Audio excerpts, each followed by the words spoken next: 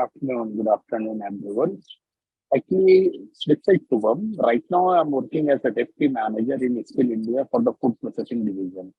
And currently, I'm based out here in Delhi itself. As I think, Lavanya, you have already shared my profile with all the people and everything with the all delegates. Basically, I'm from UP, okay? And currently, I'm living here in Gurgaon and I'm working as a deputy manager in Skill India. Apart from that, I'm also running a few business which I have already mentioned there. Hi. Good evening, everyone. I am Ankita, and I have completed my BTech in Food Technology from Allahabad Agriculture Institute. After that, I was working with Nestle for a small amount of time for a period of 2 years, and I'm currently working with L'Oreal as a business development executive. So, since Mr. Shubham is busy somewhere with some meeting, I got this excellent opportunity to host something about food security to your students. So I'll just start with the presentation and hope you guys will like it. And you can obviously ask questions as much as you want, and just let me know if you have any questions. So I'll just present my screen. Please let me know if whenever it's visible. Okay. Before starting with the presentation, I would like to give a small introduction of what is food security. And okay, is it okay? Shall I continue in Hindi or in English or a mix of both the languages for two? Ma'am, it would be better if you keep it more Hindi because most of our students are from Hindi, Gujarati, and English medium. So Okay, sure. all of sure. yeah. Thank you. Okay, thank you. So, good evening, everyone. Before starting with the presentation, I would just like to start and एक आपको मैं food security का brief introduction देती हूँ कि हम इस presentation में क्या करेंगे एंड हम आगे हमें इसमें क्या पता चलेगा. सो बेसिकली ये प्रेजेंटेशन है हमारी जो कि है फूड सिक्योरिटी एंड एंटरप्रेन्योरशिप के बारे में. So I will be starting with the presentation जिसका आपका आज का टॉपिक है कि ensuring food security through innovation and entrepreneurship. तो before starting and going on to the main topic, I would first like to introduce कि food security actually होती क्या है एंड फूड सिक्योरिटी से हमें क्या फायदा है एंड वो क्यों होनी चाहिए. अगर हम फूड सिक्योरिटी की बात करें तो फूड सिक्योरिटी को हम डिफाइन कर सकते हैं कि जब सभी लोगों को हर एक टाइम पे एक पर्टिकुलर अमाउंट ऑफ फूड जितना उनको नेसेसिटी है वो मिले, जितना उनको न्यूट्रिशन चाहिए होता है वो मिले. सो उस चीज को हम एक फूड सिक्योरिटी के हिसाब से डिफाइन कर सकते हैं. नाउ अब मैं बात करती हूँ कि इस प्रेजेंटेशन में हम क्या क्या कवर करेंगे एंड आपको क्या क्या चीजें पता चलेगी. सबसे पहली चीजें तो हम आपको बताएंगे कि इसमें आपका इंट्रोडक्शन फूड सिक्योरिटी से इंट्रोड्यूस कराएंगे कि उसका इंपॉर्टेंस क्या होता है एंड उसके बाद आपका इनोवेशन एंड एंटरप्रेन्योरशिप का क्या रोल होता है फूड सिक्योरिटी में. And also we will be sharing you some examples of innovative solution जो हम एग्रीकल्चर प्रिसीजन में हमारे पास है जो हम उसको यूज कर सकते हैं. सो सबसे पहला जो हमारा पॉइंट है दैट इज ओके. तो सबसे पहला हमारा जो पॉइंट है that is increasing crop yield through technology. यानी कि हम क्रॉप का जो फर्टिलाइजेशन है, जो क्रॉप का हमारा यील्डिंग है वो हम कैसे इंक्रीज कर सकते हैं एंड उसमें हमारा टेक्नोलॉजी का क्या यूज रह सकता है. तो सबसे पहला चीज हो सकता है कि हम उसमें यूज कर सकते हैं कि जो यूटिलाइजेशन होती है, जो ड्रोन्स होते हैं हमारा, उसको हम यूज कर सकते हैं प्रिसिजन एग्रीकल्चर के लिए, क्रॉप मैनेजमेंट के लिए. एंड अगर हम बेनिफिट्स की बात करें कि हमारा क्रॉप मैनेजमेंट में क्या क्रॉप प्रिसिजन एग्रीकल्चर में हम क्या यूटिलाइजेशन उसका ज्यादा हो सकता है, तो मैं एक बारी आपको उसका भी एक बता देती हूँ कि हमारे पास क्या बेनिफिट्स होते हैं अगर हम प्रिसिजन एग्रीकल्चर का यूज करते हैं. तो अगर हम कोई भी स्मार्ट एग्रीकल्चर टेक्नोलॉजी का या प्लेटफॉर्म का यूज करते हैं तो एक वो हमें ऐसा प्लेटफॉर्म दे देता है जिसमें हम अपना सेंसर्स के थ्रू ड्रोन्स के थ्रू और सैटेलाइट इमेजरी के थ्रू बहुत सारा डेटा जो है वो हम कलेक्ट कर सकते हैं. एंड वो डेटा कलेक्ट करने के बाद we will be getting real time insights to the farmers, जिससे कि उन्हें भी पता चल सकता है कि हमें इससे क्या बेनिफिट होगा एंड हम उसका यूटिलाइजेशन कैसे कर सकते हैं उन सारे डेटा का. इससे उन्हें ये भी पता चलेगा कि उन्हें कितना इरिगेशन अपने फार्म्स में करना है, कौन सा पेस्ट कंट्रोल पेस्टिसाइड या कुछ भी यूज करना है, क्रॉप मैनेजमेंट वो कैसे कर सकते हैं, जिससे कि हमारी जो प्रॉपर यील्ड होती है, वो जो हमारी ग्रोइंग कैपेसिटी होती है फील्ड की, वो ज्यादा इंक्रीज हो सकती है और हमारा जो वेस्टेज है वो कम हो सकता है। तो अगर हम ये बात करें कि जैसे कि मैंने आपको बताया कि ड्रोन्स का और प्रेसिजन एग्रीकल्चर का क्या यूज हो सकता है आजकल की फार्मिंग में एंड टेक्नोलॉजी में यूज करने में। So this was about the increasing use of precision in agriculture farming. Now moving on to the next point, and next point would be moving on to the next point. Next point would be improving access to fresh produce. मतलब अगर हमारे customers के पास, अगर हमारे farmers के पास कोई भी फ्रेश प्रोड्यूस का ऑप्शन है, कोई भी फ्रेश प्रोड्यूस का हमारे पास चीजें हैं, तो उनके पास अगर टेक्नोलॉजी से ज्यादा एक्सेस है तो वो उनके लिए भी बेनिफिट है, and obviously it is beneficial for the system as well. से सपोज अगर हम कहें कि इसको हम बेसिकली एक वर्टिकल एंड अर्बन फार्मिंग के हिसाब से भी समझ सकते हैं. जैसे अगर हम बात करें कि आजकल के टाइम में हमारे पास वर्टिकल फार्मिंग और अर्बन फार्मिंग की बहुत सारी टेक्निक्स हमारे पास अवेलेबल हैं, एंड फार्मर्स कई सारे उसको यूज भी करते हैं जो कि हाईली इवॉल्व्ड हैं. तो इसमें क्या होता है कि हमारा जो क्रॉप होता है वो एक पर्टिकुलर टेम्परेचर एंड बहुत ही कंट्रोल्ड एनवायरनमेंट में हमें मिलता है, हम उसको ग्रो कर सकते हैं, जिससे कि हमारे प्रोडक्शन का आगे चल के वो इंक्रीज हो सकता है, फ्रेश वेजिटेबल्स हमें अच्छी मिल सकती हैं, वेस्टेज हमारा रिड्यूस हो सकता है. अदर देन दैट उसके बाद बहुत सारे ऑप्शंस हैं. एक अगर हम बात करें कि वो अर्बन मार्केट्स के साथ भी कोलैबोरेट कर सकते हैं, जिससे कि उनका तो ग्रोथ होगा ही होगा, जो फार्मर्स का है, साथ के साथ जो दूसरे लोग हैं उनका भी ग्रोथ होगा. सो अब अगर वो किसी भी लोकल ग्रोसरी के साथ कोलैबोरेट कर लेंगे, जो भी फार्मर्स हैं, अगर उनको ऐसे अर्बन फार्मर्स या मोबाइल फार्मर्स जैसी अपॉर्चुनिटी मिल जाती है, so definitely they would be like in a good state of selling, and इससे जो हमारा प्रोड्यूस है वो अच्छा प्रोड्यूस है, वो काफी टाइम तक लोगों तक पहुंचेगा, ज्यादा से ज्यादा लोगों तक पहुंचेगा. अदर ऑल्सो उसके साथ जो फार्मर्स हैं उनको भी एक मॉनेटरी बेनिफिट होगा, and which would help them to increase and grow. Our next is improving access to sustainable farming practices. So आजकल के टाइम में there are many farming practices that are there which we have utilized and which we are utilizing, जिससे कि हम अपना environment पे impact जो है वो reduce कर सकते हैं. एनवायरमेंट पे हमारा इम्पैक्ट जो होता है वो रिड्यूस हो सकता है, हमारा वेस्टेज जो है वो रिड्यूस हो सकता है. कम से कम ज्यादा से ज्यादा एनवायरमेंटल फ्रेंडली हम टेक्निक्स यूज करते हैं. जैसे कि आप सभी लोगों ने सुना होगा कि ऑर्गेनिक फार्मिंग आजकल बहुत ही लोग प्रेफर करते हैं, एंड प्लस बहुत सारे ऐसे लोग हैं जो ऑर्गेनिक चीजों को ही प्रेफर करते हैं. मतलब दे डू नॉट वांट कि हम कोई भी आर्टिफिशियल चीजों के थ्रू हम कुछ खाएं. They prefer organic things which are fresh and which are free of pesticides and everything. So बहुत सारे ऐसे हम ऑर्गेनिक फार्मिंग के मेथड्स इंट्रोड्यूस कर सकते हैं, जिससे कि उनका एनवायरमेंटल इम्पैक्ट भी कम हो. रिन्यूएबल सोर्सेज ऑफ एनर्जी हम यूज कर सकते हैं फार्मिंग में, other than in using the non-renewable sources. Then उसके अलावा जो हम आजकल बहुत सारे केमिकल पेस्टिसाइड्स वगैरह हम यूज कर सकते हैं. उसके अलावा instead of using those pesticides, what we can do is we can promote biodiversity, and जो हमारे पास naturally pest control वाली चीजें हैं, we should use that to increase the farming. So ये सारी हमारी आ जाती है sustainable farming practices से. इससे क्या होता है कि हमारा जो फार्मिंग है वो ऑब्वियसली एक लॉन्ग टर्म के लिए सस्टेन भी करता है, प्लस एनवायरनमेंट को भी हार्म नहीं करता है, and at the same time it will give us fresh and healthy produce, free of chemicals and free of any of the diseases or any of the things. Now, reducing food waste.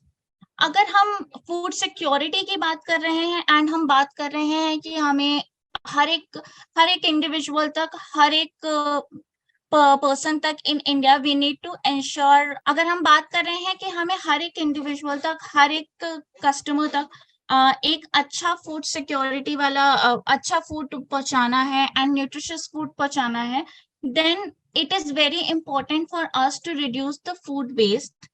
And अगर हम food waste करेंगे, food waste कम करेंगे, तभी हम ज्यादा से ज्यादा लोगों तक फूड पहुंचा सकते हैं, उन्हें न्यूट्रिशियस फूड दिलवा सकते हैं। Now how can we do this? We can definitely go for, अगर हम बात करें कि हम एक कैसे कर सकते हैं, एक हम कंपोस्टिंग एंड रिसाइकलिंग प्रोग्राम्स हम इम्प्लीमेंट कर सकते हैं अपने लिए, कि हमारा जो वेस्ट है हम उसी को कंपोस्ट करके उसी को हम एज अ पेस्ट कंट्रोल या एज अ पेस्टिसाइड या एज अ मेन्योर हम यूज करें, सो दैट हमारा वेस्टेज कम हो एंड हमारी रिसाइकलिंग भी at the same point of time होती रहे। उसके अलावा हम क्या कर सकते हैं कि हम बहुत सारे फूड बैंक्स ऐसे होते हैं जिनके साथ हम कोलैबोरेट कर सकते हैं, या कोई ऑर्गेनाइजेशन ऐसी होती है जिनके साथ हम कोलैबोरेट कर सकते हैं कि अगर हमारे पास फूड बहुत ज्यादा है या हमारे पास सरप्लस अमाउंट में है तो हम उसको आगे रीडिस्ट्रीब्यूट कर सकते हैं, जो कि मे बी दे नो कि वहां पे उनके पास बहुत बहुत सारे एनजीओ ऐसे होते हैं जहाँ पे they can reach out to people who are actually in need of the food, तो वो रीडिस्ट्रीब्यूट कर सकते हैं। एंड अगर रीडिस्ट्रीब्यूशन साइकिल डेफिनेटली हमारी होगी तो उससे हमारा जो फूड वेस्ट है वो कम होगा एंड जो फूड रीच है हमारी वो इंक्रीज होगी। नेक्स्ट पॉइंट ये है हमारा कि हम food innovation, food preservation techniques use कर सकते हैं to increase the food innovation, to increase food security. अगर हम फूड प्रिजर्वेशन की बात करें तो बहुत सारे ऐसे फूड प्रिजर्वेशन के मेथड्स हैं जिससे कि हम अपना फूड प्रिजर्व कर सकते हैं लॉन्ग पीरियड ऑफ टाइम तक, जिसके लिए हम अपना फूड मेंटेन कर सकते हैं,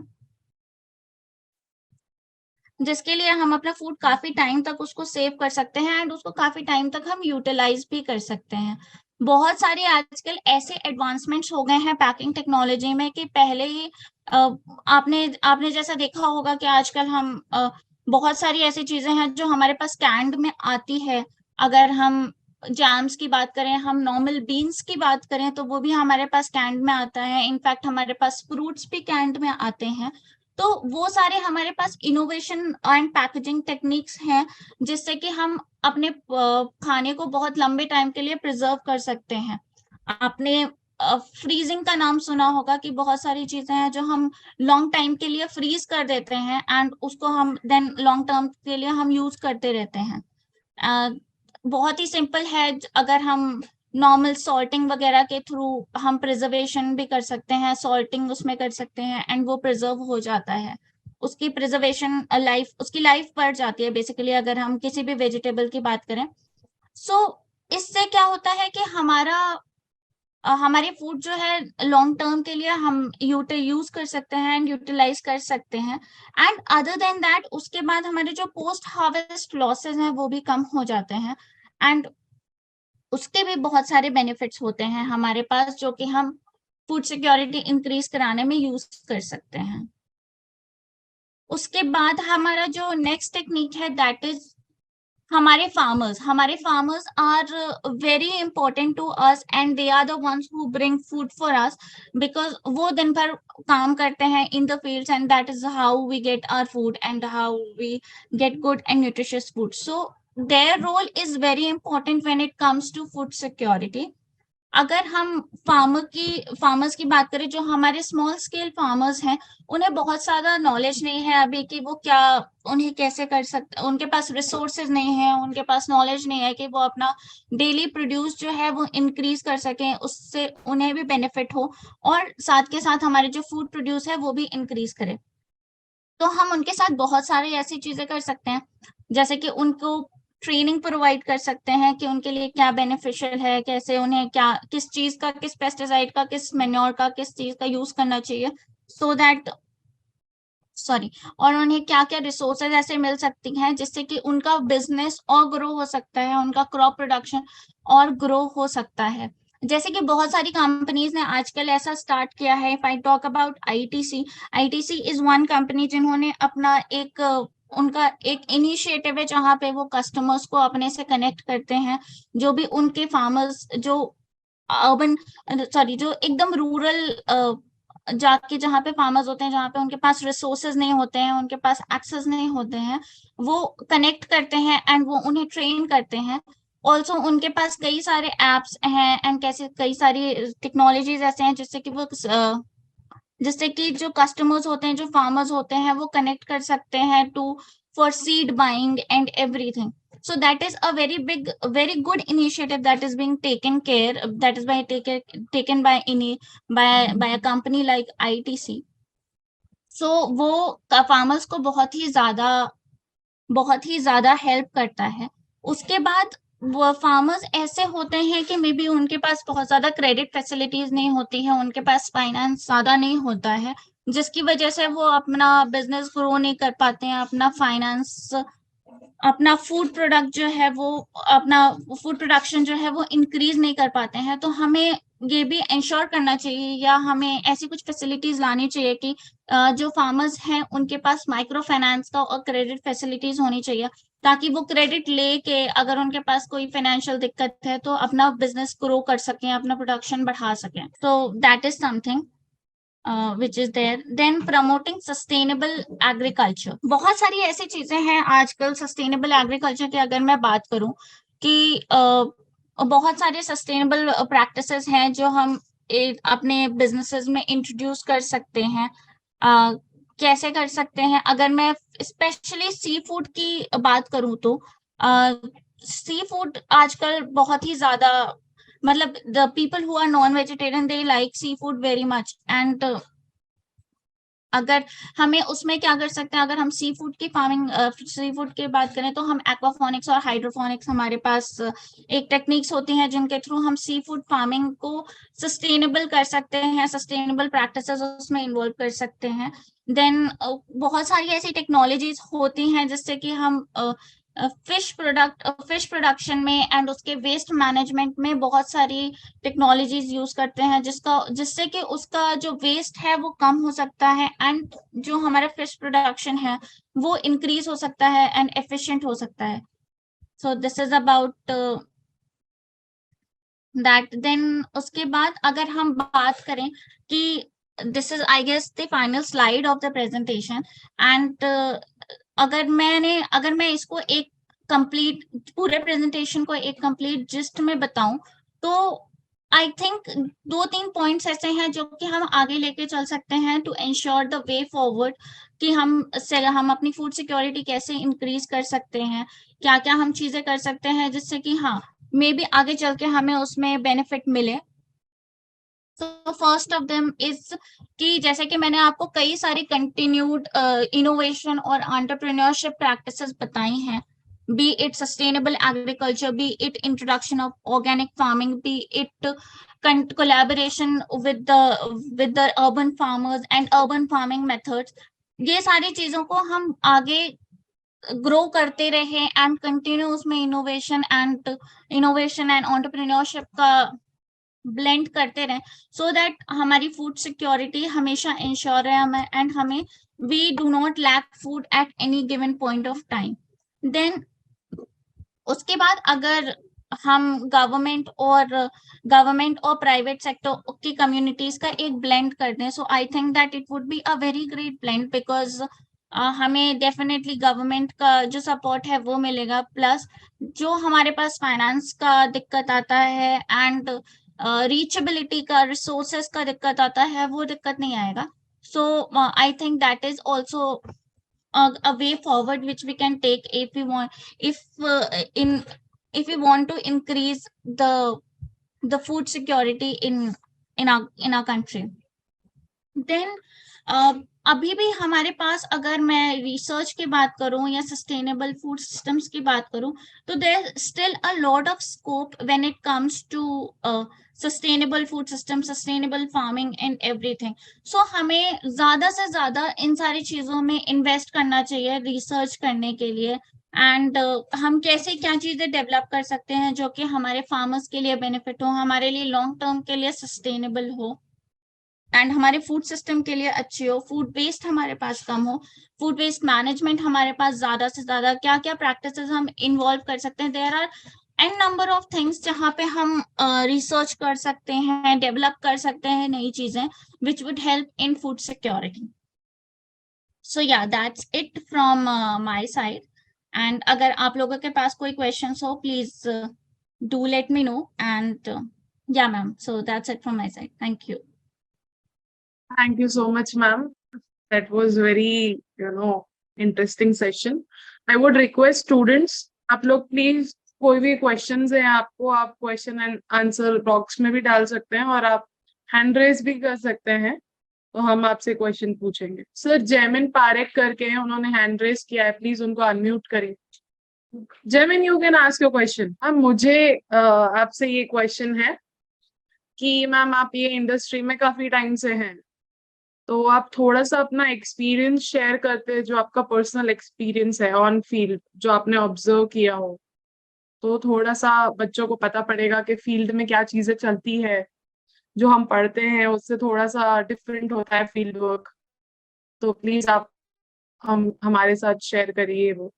हाय, फूड सिक्योरिटी एज सच किसी बहुत कोई एक टेक्नोलॉजी को अप्लाई करने से it can't be solve, but एक फेजेस होते हैं जिनमें फूड सिक्योरिटी से we can fight and it depends on from place to place कि कौन सी जगह पे क्या प्रॉब्लम्स हैं और उनको हम कैसे हैंडल कर सकते हैं। तो एंटरप्रेन्योरशिप भी बहुत it very much is customised depending on the place we are working upon for example अगर हम यूपी या बिहार की बात करेंगे तो यहाँ पे फूड सिक्योरिटी की अलग तरह की प्रॉब्लम्स हैं, या फिर पंजाब और हरियाणा की बात करेंगे तो वहाँ पे थोड़ा टेक्नोलॉजिकली एडवांस्ड है वहाँ के फार्मर्स, तो उनके अलग तरह के प्रॉब्लम्स हैं। तो जिस भी जगह के हैं, तो अगर वो हमारी जो भी एंटरप्रेन्योरशिप या फिर स्टार्टअप के इनोवेशंस हैं, आइडियाज है, तो वो बहुत ज्यादा टेलर्ड अराउंड होने चाहिए एक पर्टिकुलर प्लेस की प्रॉब्लम्स के हिसाब से। फॉर एग्जाम्पल अगर यूपी और बिहार है जैसे, वहां पे क्लाइमेटिक पैटर्न्स बहुत इरेटिक हो गए हैं, यानी कि बहुत इरेगुलर है, और ज्यादातर जो फूड सिक्योरिटी रिलेटेड प्रॉब्लम्स हैं, एग्रीकल्चर से रिलेटेड प्रॉब्लम्स हैं, वो अब क्लाइमेट ओरिएंटेड है, वेदर स्पेसिफिक है, जैसे कि टाइम पे रेनफॉल ना होना, रेनफॉल डिलेड होना। जो रेनफॉल पहले जुलाई में हो जाता था, जुलाई अगस्त में कवर करता था, वो बहुत डिलेड हो गया है। तो हमारी जो क्रॉप्स उस टाइम के लिए स्पेसिफिक होती थी, अब हम वो यूज नहीं कर सकते। हमारी क्रॉप स्पेसिफाइड होनी चाहिए रेनफॉल पैटर्न के हिसाब से। तो यहाँ पे इंट्रोड्यूस कर सकते हैं हम जो क्रॉप वेदर मॉडलिंग है, हम उन सब को ध्यान में रखते हुए अपनी क्रॉप प्लान कर सकते हैं, और उसी के हिसाब से हमारी एंटरप्रेन्योरशिप भी हो सकती है। स्टार्टअप्स हम ऐसे इंट्रोड्यूस कर सकते हैं, लॉन्च कर सकते हैं, जो फार्मर्स को हेल्प करे कि कैसे वो टेक्नोलॉजी और मॉडलिंग और सब इस तरह की जो एडवांस टेक्नोलॉजी है, मॉडलिंग सब है, उनको अप्लाई करके प्लान कर पाए कैसे क्रॉप करनी है। और बहुत सारी दूसरी भी टेक्नोलॉजीज हैं जिन्हें वो अप्लाई कर सकते हैं। इरिगेशन फॉर एग्जांपल, यहाँ पे इरिगेशन की बहुत ज्यादा प्रॉब्लम है, क्योंकि अब ज्यादातर क्रॉप्स पहले तो रेनफॉल पे डिपेंडेंट होती थी कि जब बरसात होगी तब हम क्रॉप्स लगाएंगे। अब तो रेनफॉल खुद ही बहुत इरेटिक है, यानी कि कभी भी होती है। वो जो 30 दिन का रेनफॉल है वो 5 दिन के अंदर ही हो जाता है, तो हमारी क्रॉप्स उस पर डिपेंडेंट नहीं रह सकती। तो अब ज्यादा लोग प्रेफर कर रहे हैं प्रोटेक्टेड वाली क्लाइमेट स्मार्ट एग्रीकल्चर, यानी कि प्रोटेक्टेड फार्मिंग, जिसमें वर्टिकल फार्मिंग आती है, हाइड्रोपोनिक्स आती है, एक्वापोनिक्स आती है, और इसी तरह की प्लानिंग्स करके क्रॉप्स को मतलब फूड सिक्योरिटी की प्रॉब्लम्स को हम हैंडल कर सकते हैं। तो ये काफी वाइड स्कोप है, बहुत सारी टेक्नोलॉजीज हैं जिन पे काम चल रहा है एंड सक्सेसफुली अप्लाई की जा रही है।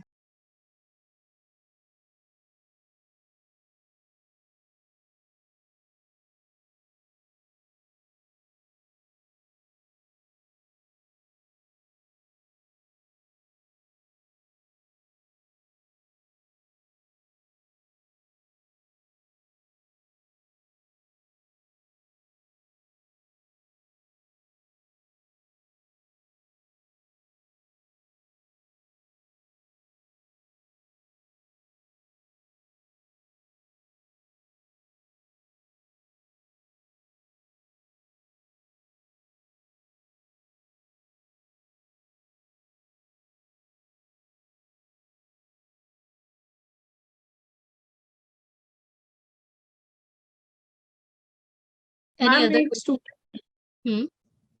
एक स्टूडेंट ने क्वेश्चन पूछा है कि पेस्टिसाइड्स और फर्टिलाइजर्स के कुछ और भी यूजेस है क्या?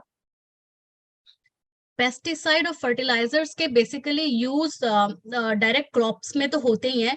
इसके अलावा जहाँ पे हम क्रॉप्स को स्टोर करते हैं वहां पे पेस्टिसाइड्स यूज होते हैं बहुत बार, जिससे कि क्रॉप्स में कीड़े ना लगे, पेस्ट ना लगे। पर फर्टिलाइजर्स को तो हम वहीं यूज करते हैं सॉइल में।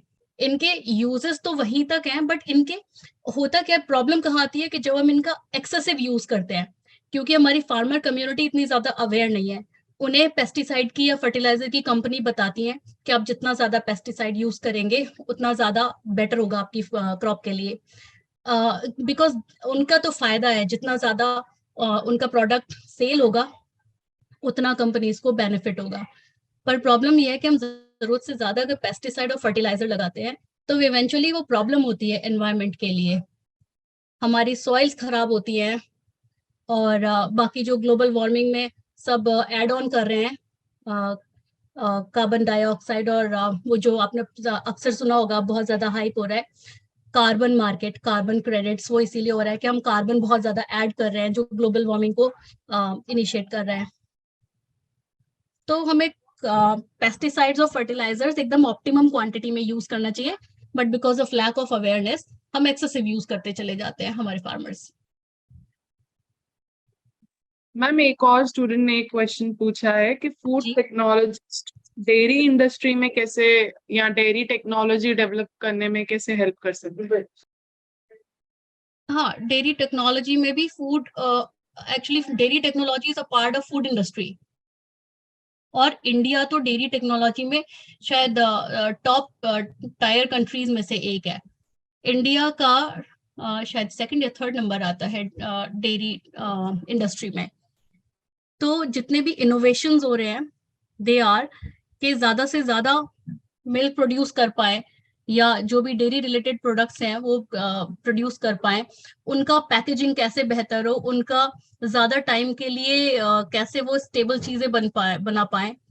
तो there are number of technologies जो उसे और ज्यादा एडवांस बना रही हैं, और ना सिर्फ उनकी शेल्फ लाइफ या फिर उनकी न्यूट्रिशन क्वांटिटी क्वालिटी इन्हीं पे वर्क नहीं हो रहा है, बट अदरवाइज अभी हम क्योंकि ज्यादा अब एनवायरमेंट ओरिएंटेड भी हो गए हैं, ज्यादा अवेयर होती जा रहे हैं, तो इस पे भी काम हो रहा है कि चीजें ज्यादा सस्टेनेबल कैसे हो, हमारे एनवायरमेंट को भी ना नुकसान पहुंचाए और हम फूड सिक्योरिटी को भी अचीव कर पाए।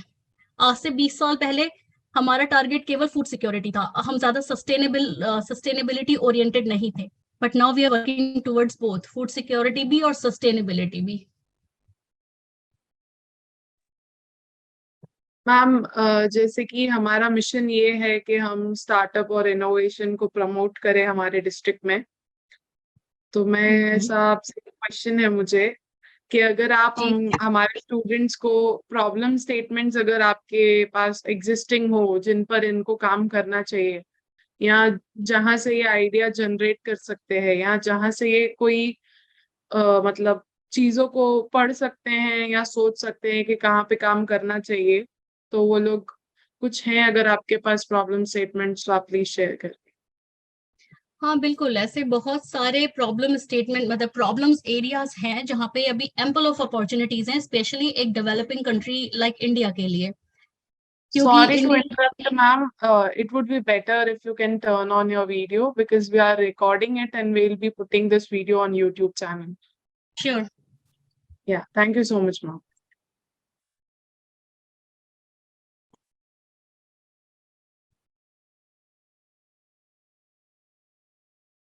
Can you see me?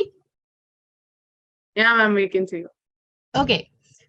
तो इंडिया में, क्योंकि India is a developing country, अभी विकास हो रहा है इंडिया में, तो इसलिए इंडिया में ही सबसे ज्यादा अपॉर्चुनिटीज हैं कि बहुत सारे स्टार्टअप्स या एंटरप्रेन्योर्स जो है वो अपना करियर बना सकते हैं। एक बहुत ही प्रोलिफरेटिंग करियर हो सकता है फूड सिक्योरिटी से रिलेटेड, क्योंकि अभी इंडिया में ना सिर्फ हम डेवलपिंग कंट्री है, मगर साथ में ही क्लाइमेटिक जो चैलेंजेस आ रहे हैं वो भी इंडिया को ज्यादा फेस करने पड़ रहे हैं।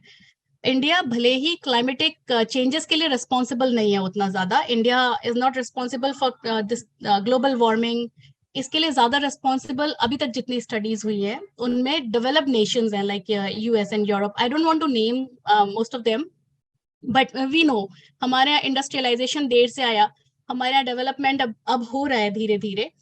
We are not responsible for it, मगर एक अनफॉर्चुनेट थिंग है कि इन सब का नुकसान डेवलपिंग कंट्रीज को ही सबसे ज्यादा हो रहा है, क्योंकि हम उतने ज्यादा डिजास्टर रेडी नहीं है. कोई भी डिजास्टर्स आते हैं तो इंडिया जैसी country is not very ready for it. हम अपना बेस्ट करते हैं but we still are lagging behind.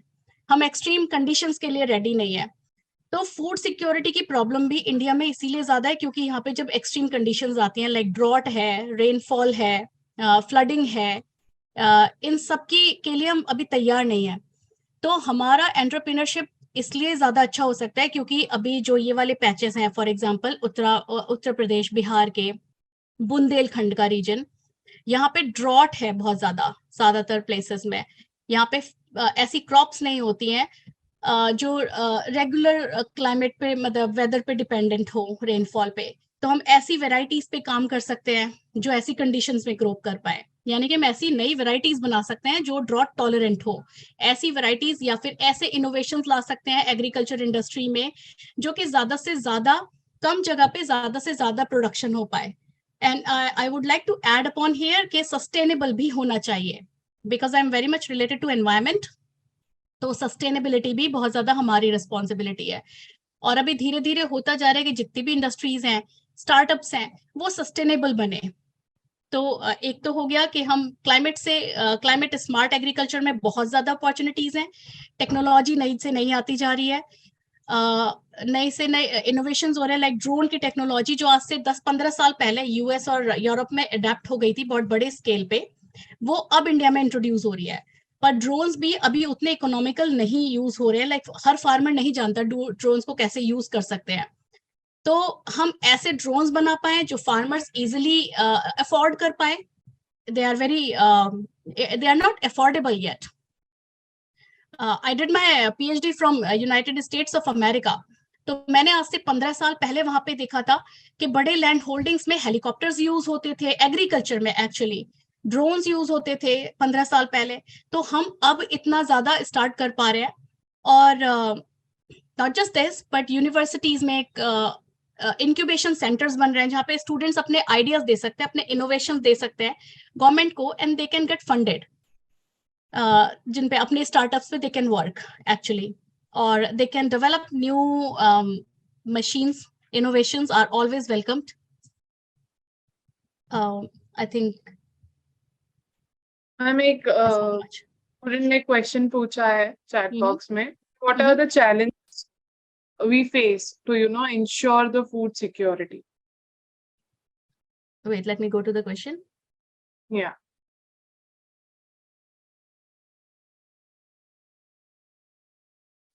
I'm not able to scroll on my screen. Can you repeat the question, please? I can. what are the challenges to ensure food security? Like, do we face any challenges and what are they? या बहुत ज्यादा challenges हैं food security को face करने में, क्योंकि हमारी एक बहुत बड़ी पॉपुलेशन है जिसके लिए हमें फूड प्रोवाइड करना है.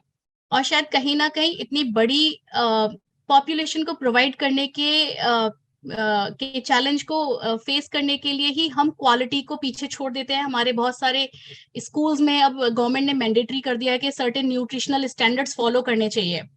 तो we are trying to adapt to those nutritional values.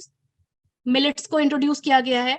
अभी जितने भी डे स्कूल्स चलते हैं जिनमें गवर्नमेंट की तरफ से सप्लाई किया जाता है मील्स स्टूडेंट्स के लिए, उनमें हम चाह रहे हैं कि न्यूट्रिशन ऐड कर दिया जाए. तो एक सबसे बड़ा चैलेंज तो फूड सिक्योरिटी के साथ यही है कि एम्पल ऑफ प्रोडक्शन करने के चक्कर में कहीं ना कहीं क्वालिटी के साथ भी स्ट्रगल.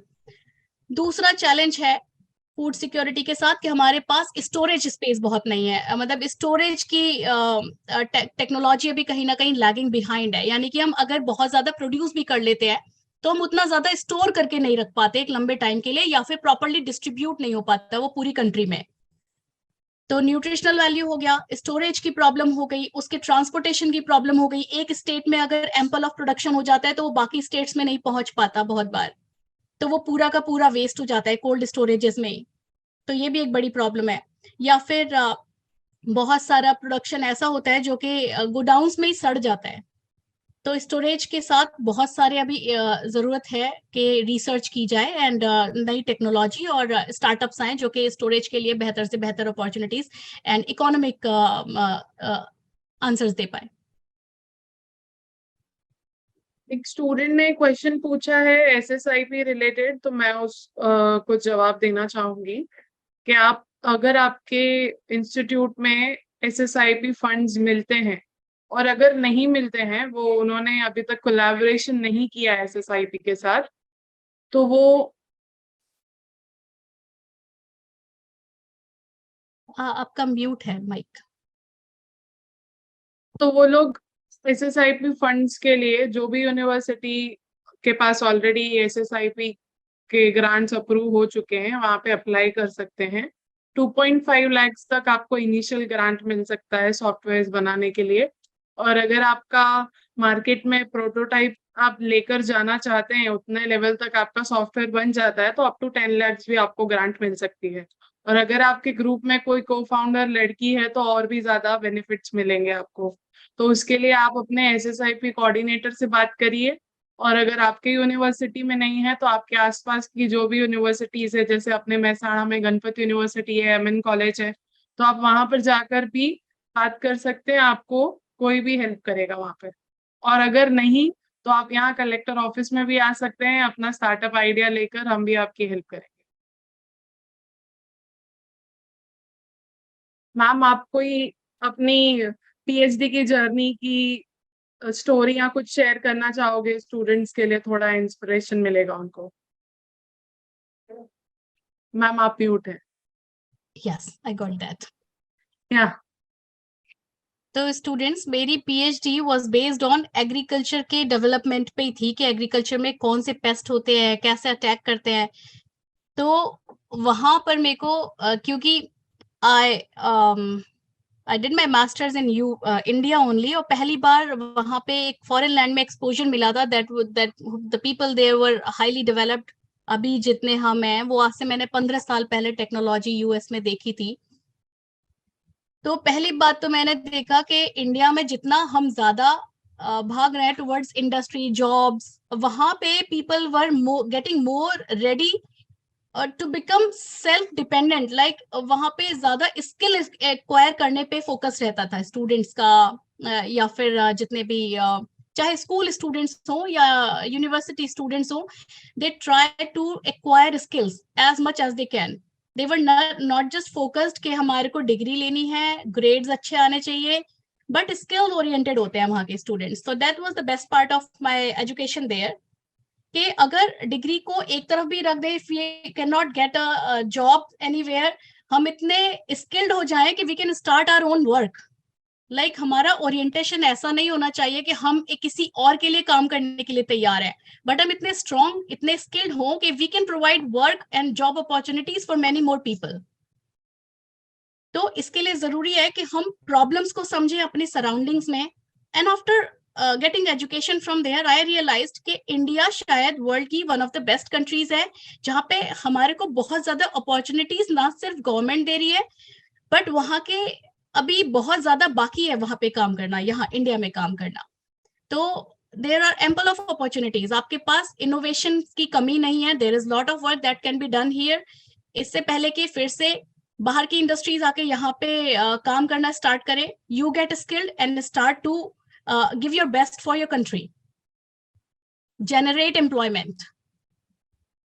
मैम, मेरा भी एक ये बिलीव है कि हमारा यूथ जो है यहाँ से दूसरे कंट्रीज में जाता है, वहां पे जाके काम करता है, वो ऑलरेडी डेवलप्ड कंट्रीज है। एग्जैक्टली मेरा ऐसा बिलीव है कि वहां पे ऑलरेडी सारी चीजें अवेलेबल है, उनको जैसे अपना कंट्री चलाना है उसके लिए, स्मूथली चलने के लिए उनके पास सारी फैसिलिटीज अवेलेबल है। हमारे को अपने देश को अगर डेवलप बनाना है तो हमको वो सारी चीजें यहाँ इम्प्लीमेंट करनी पड़ेगी। हमारे पास ज्यादा अपॉर्चुनिटीज है उनके कंपैरिजन। एग्जैक्टली तो हम अगर हमारे यहाँ पर ज्यादा काम करें या कोई इनोवेशन लाएं या खुद का स्टार्टअप करें, तो मुझे लगता है कि हम डेवलप्ड कंट्रीज में आएंगे थोड़े टाइम बाद। ट्रू, क्योंकि यहाँ पे अपॉर्चुनिटीज आपको ज्यादा स्कोप मिलेगा, यहाँ पे ज्यादा स्कोप है आपके ग्रोथ का। जहाँ ऑलरेडी डेवलप्ड है वहां पे कंपटीशन बहुत ज्यादा है, यहाँ पे अभी कंपटीशन बहुत कम है। और आप अगर शुरुआती आज की डेट में अगर आप एंटरप्रेन्योर बनेंगे, कोई स्टार्टअप डालेंगे, तो आगे 10 साल बाद आप टॉप टियर में होंगे उसके। तो यहाँ ज्यादा चांसेस ब्राइट है। So you have a very bright future here. That is one of the reason I came back. Ma'am questions है कमेंट बॉक्स में, अगर आप एक बार रीड कर पाएंगे तो। Yeah, sure.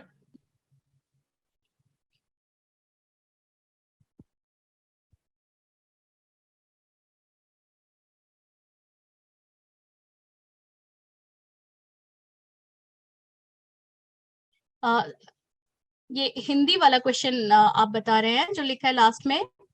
जी मैम जी।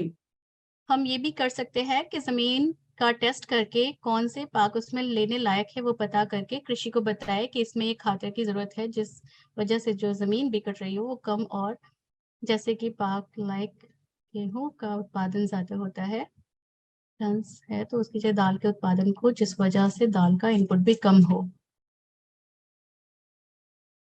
बिल्कुल सही कह रहे हैं आप।